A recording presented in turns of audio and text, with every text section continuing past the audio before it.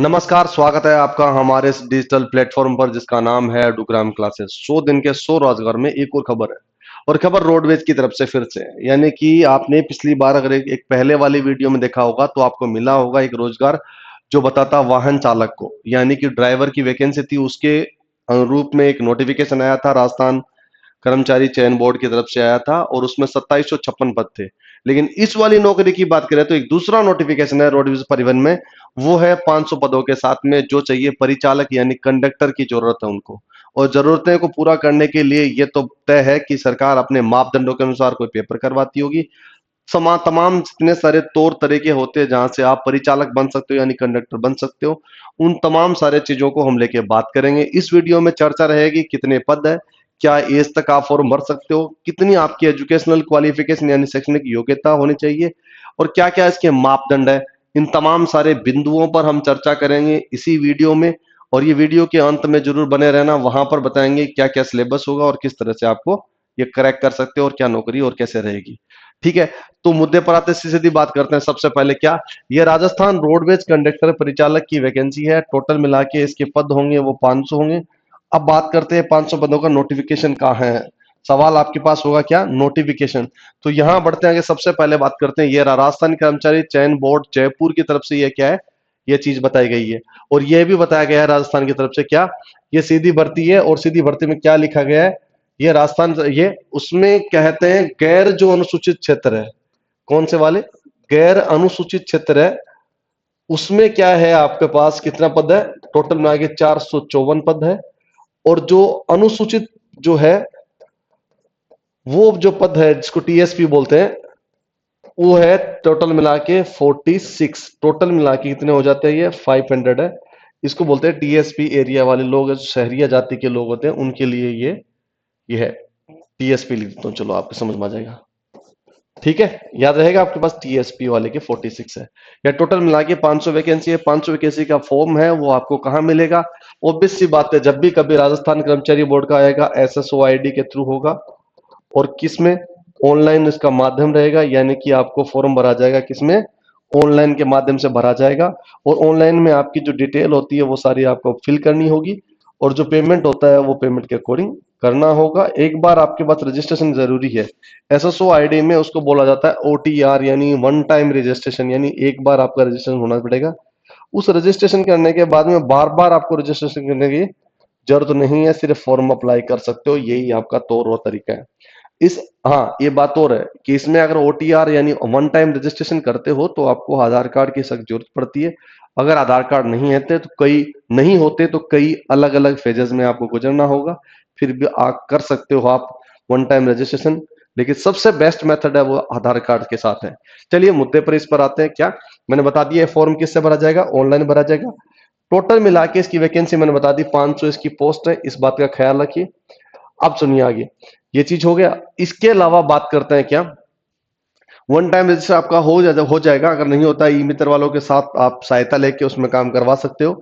SSO ID आपको create करनी पड़ेगी। राजस्थान में कोई भी अगर अप्लाई करते हो तो आपको एसएसओ आईडी जरूरत पड़ेगी पड़ेगी, ये बहुत ही आपके पास, ये मान लीजिए डेफिनेट बात है, है ही, ये पक्की है। ठीक है, इसके अलावा क्या बोला गया है, इसके अलावा एक बार बनने के लिए आप जो रजिस्ट्रेशन करोगे यानी इसके लिए फॉर्म के लिए, तो उसके लिए पेमेंट होगा, मैंने बताया था अभी। तो वही बात है, जो जनरल कैटेगरी के लोग हैं या फिर जो ओबीसी वाले क्रीमी लेयर वाले लोग हैं, है ना, उसके लिए 600 रुपये फीस होगी। और बाकी एससी हो, एसटी हो या ओबीसी हो, 400 रुपये। और इसके अलावा आप दिव्यांगजन हो तो भी आपके लिए कितने, 400 रुपये, यानी 400 रुपीज है सबके लिए, बाकी लोगों के लिए। और इसके लिए जनरल कैटेगरी वालों के 600 रुपये। ये बात हो गई। ओटीपी ओटीआर आप वन टाइम रजिस्ट्रेशन हो गया। अब बोला गया है गैर अनुसूचित क्षेत्र है, उसमें पद किस तरह से है। तो उसमें बोला गया है, जिस तरह से ये पद की बात है, पोस्ट को अगर डिस्क्राइब किया है, वैसे तो आप जानते हो अलग अलग उसमें है, लेकिन एक चीज बता दो, 109 जो पोस्ट होगी वो किसकी होगी, जनरल कैटेगरी की होगी। इसके अलावा अलग अलग चीजों में डिवाइड किया गया है, अनुसूचित जाति को, अनुसूचित जनजाति को, अन्य पिछड़ा वर्ग को, अति पिछड़ा वर्ग को, आर्थिक रूप से कमजोर लोगों के लिए भी है, यानी ईडब्ल्यूएस। 12 जिला के शहरिया आदमी आदिम जाति ना, उसके लिए भी ये चीजें हैं। तो टोटल मिला के कितनी है, 454 वैकेंसी यहाँ पर है। और वो टोटल मिला के 46 आपकी किसमें, जो जो अनुसूचित क्षेत्र है उस चीजों में वहां पर जाकर टोटल मिला के, ठीक है। ये अलग अलग डिवाइड किया गया, आप अच्छी तरह जानते हो। इसका नोटिफिकेशन हम डाल देंगे, कहाँ डाल देंगे, अब आपको डिस्क्राइब करके देखना डिस्क्रिप्शन में क्या क्या चीज है। तो हमारा एक टेलीग्राम है जिसका नाम है एडुग्राम क्लासेज, ठीक है जी। ये एडुग्राम क्लासेस है, उसमें जाओगे तो वहां पर आपको मिल जाएगी ये नोटिफिकेशन, साथ में इसका लिंक भी, ठीक है। डन। आगे बढ़ते हैं, आगे बढ़ के बताते हैं क्या इसमें सारी चीजें आपको पोस्ट वगैरह दिखाई दी, पदों की संख्या का एक कमाल की बात और बोली गई क्या, ये जो पोस्ट है कहते हैं कि ये बढ़ भी सकती है और घट भी सकती है, सरकार के पास में उसका राइट रिजर्व है। लेकिन मोस्ट प्रोबेबली बात की जाए तो ये बढ़ सकती है, घट नहीं सकती, कम होने के चांसेस बहुत ही कम होता है, बढ़ने के चांसेस ज्यादा होते हैं। इसके अलावा कोई ज्यादा बड़ी बात लंबी चौड़ी है नहीं। विशेष प्रावधान और सूचना दिया गया है राजस्थान के रूप में कि अगर आप मान लीजिए रिजर्वेशन है उनके लिए अलग अलग प्रावधान है। रिजर्वेशन समझ रहे हो मेरी बात, अलग अलग रिजर्वेशन हो सकता है, जातीय नहीं, साथ में आपके पास अगर आप भूतपूर्व सैनिक हो तो भी, ईडब्ल्यूएस तो भी, इसके अलावा आप किसी एक्स सर्विसमैन हो तो भी, अलग अलग लोगों के लिए अलग अलग प्रावधान है, वो आप उसमें चेक कर सकते हो, उसमें मिल जाएगा आपको। डन। अब चलिए आगे बढ़ते हैं। इसके अलावा बात क्या बोला है, उत्कृष्ट खिलाड़ी हो तो भी आपको इसमें मिलेगा ही मिलेगा। इसके अलावा हाँ, उत्कृष्ट खिलाड़ियों को बोला गया अंतरराष्ट्रीय खेल के अलग है, टूर्नामेंट और चैंपियनशिप के नाम अलग है, इस तरह से कोई खेला है तो भी आपको इसका सर्टिफिकेट, यानी कोई भी आप भर्ती भरते हो, भर्ती का फॉर्म भरते हो तो आपको याद रखना आपके पास जो सर्टिफिकेट है उसका बहुत मूल्य रखता है यहाँ पर।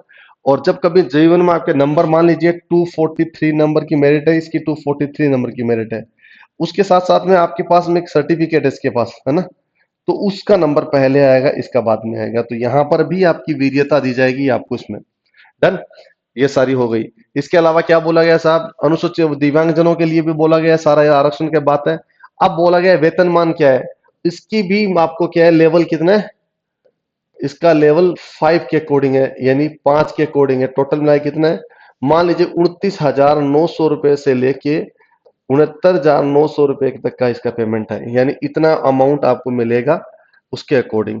इसके अलावा रहना वहना जितना होगा वो वे करेगी सरकार, और जितने सरकार के थ्रू जितने और बाकी जो पेंशन की स्कीम वगैरह होती है और राज्य सरकार के थ्रू होती है उसके मापदंडों के अधीन होगी और उसी के अनुरूप चलेगी। डन। इसके अलावा क्या बोला गया साहब, अब बोला गया पात्रता, मैं यह तो लगा दिया आपको पैसे। अब बोला गया पात्रता, पात्रता किसकी, उसकी शैक्षणिक की बात है ना, शैक्षणिक योग्यता की बात करते हैं।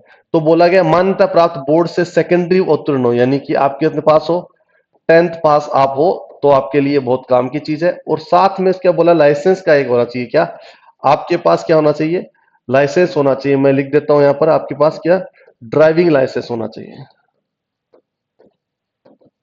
अब आपके पास अब समझ में नहीं आएगा तो मैं लिख देता हूं डीएल आपके पास होना चाहिए।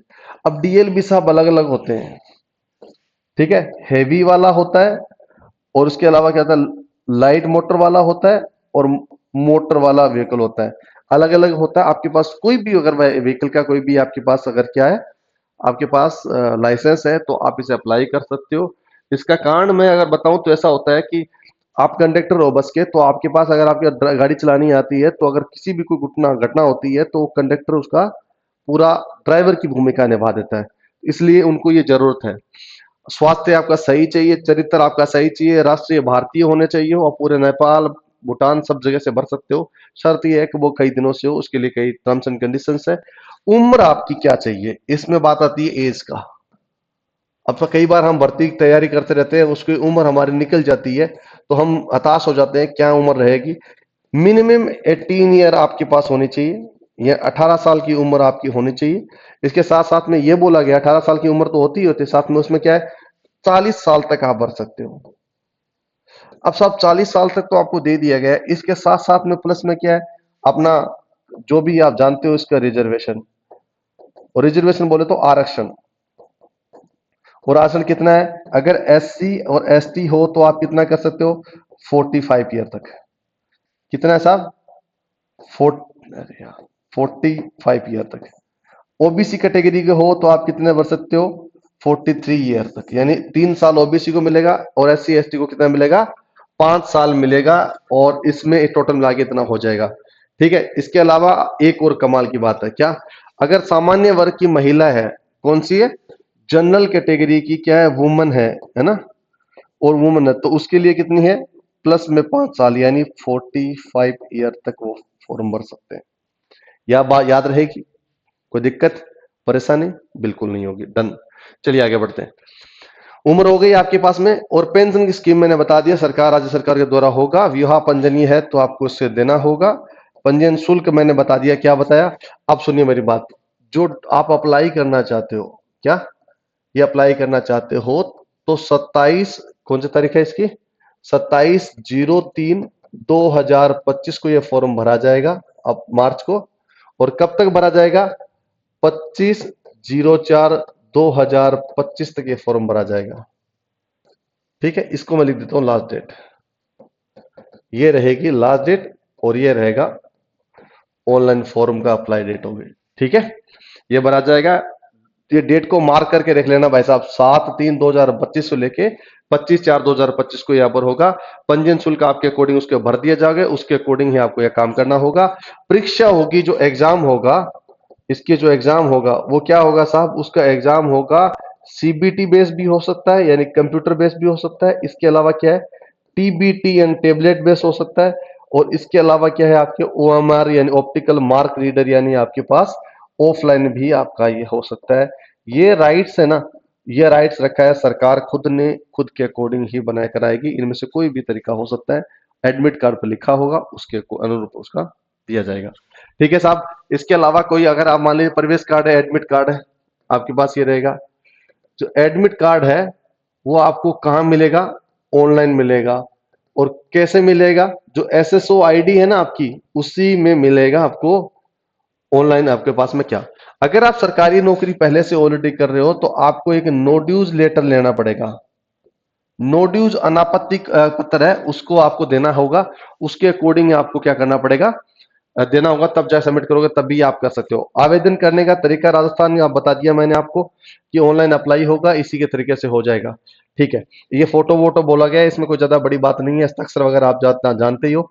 इसमें यह बोला गया है कि वेबसाइट में अपलोड किया जाएगा। ठीक है, परीक्षा जब आपका एग्जाम हो जाएगा, मैं बता दूंगा एग्जाम का भी। अगर इसमें कोई भी आपको लगता है क्वेश्चन में प्रॉब्लम होती है, आपको लगता है ये मेरा किया गया क्वेश्चन राइट है, जैसे मान लीजिए राइट है और इसमें उसमें आंसर की में गलत दे रखा है, तो उसमें आप अप्लाई कर, आप आपत्ति दर्ज कर सकते हो। पर क्वेश्चन 100 रुपीज आपके पर क्वेश्चन लगेगा। यानी आपके पास कोई दिक्कत होती है, आपको लगता है पेपर दिया गया आंसर सही है लेकिन ये गलत बता रहे हैं, तो 100 रुपया आपको जमा कराना होगा, उसके अकॉर्डिंग आप कर सकते हो। डन। ऑनलाइन आप आपको बता ही दिया है मैंने, एसएसओ आईडी के थ्रू आप भर सकते हो सारा चीज।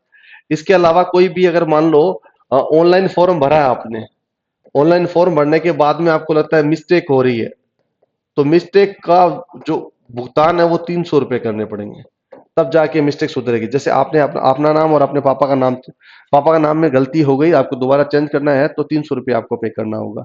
याद रखना इस बातों की, छोटी छोटी बातें लेकिन पेमेंट करना पड़ता है, इसके लिए मैं बता दे रहा हूँ।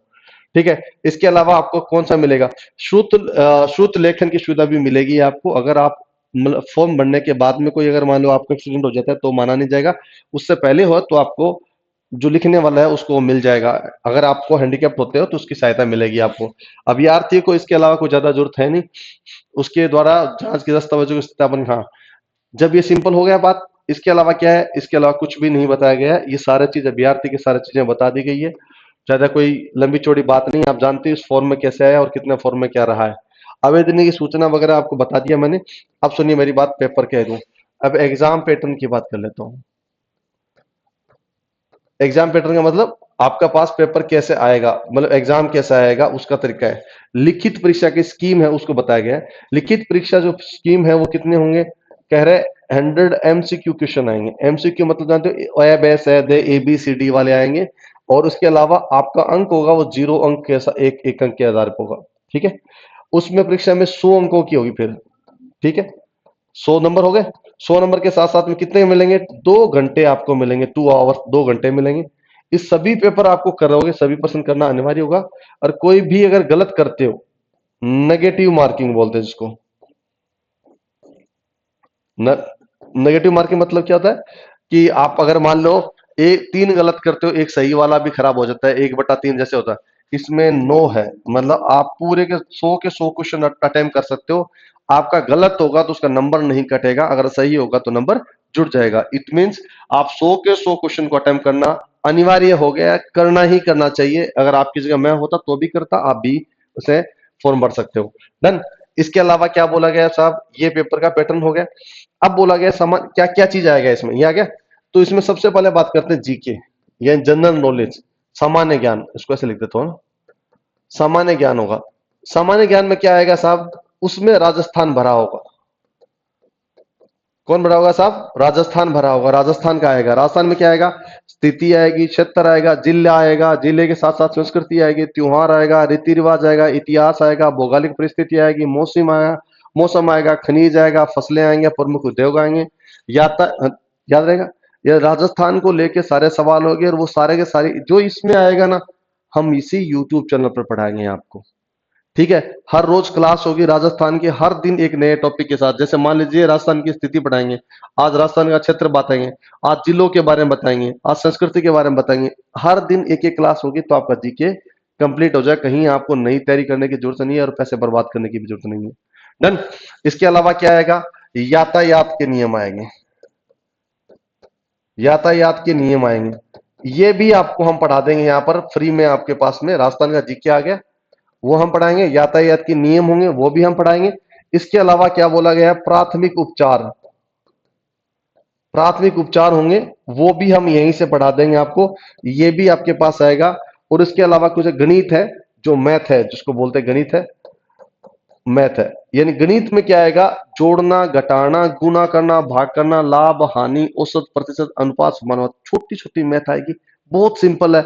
वो भी हम यहीं से करवा देंगे इस सिलेबस के अकॉर्डिंग। इसके अलावा क्या बोला गया है, इसके अलावा जनरल आपके पास जो इंग्लिश है, जनरल इंग्लिश का मतलब जानते हो, बहुत ही सामान्य इंग्लिश आएगी, उसको करना होगा। और साथ साथ में क्या है, जनरल हिंदी, यानी असामान्य क्या है, हिंदी आएगी, उसको करना है। बस इतना ही है आपके पास, और सिलेबस है ही नहीं कुछ। इन सब में आएगा 100 नंबर का क्वेश्चन, 100 नंबर के मार्क्स और 2 घंटे का पेपर। राइट, मैंने सारा चीज बता दिया जो आपके लिए काम का है। अब भाई रही बात इन चीजों के लिए, ये क्वेश्चन पेपर तैयार करोगे, पेपर के अनुसार आप पेपर दोगे। अब सुनिए मेरी बात अंत में, क्या सबसे पहले क्या करते हो, आप अप्लाई करते हो किसमें, ऑनलाइन के माध्यम से। जैसे ही अप्लाई कर देते हो, तो आपका वहां पर रजिस्ट्रेशन हो जाता है, और रजिस्टर होने के बाद में आपका क्या आता है, एडमिट कार्ड आता है। और एडमिट कार्ड जैसे ही आपके पास आ जाता है, तो आप उसका एग्जाम देते हो। एग्जाम तो समझ गए हो आप, 100 नंबर वाला, 100 मार्क्स वाला। जैसे ही आप 100 नंबर का पेपर देते हो, आपकी मेरिट आती है।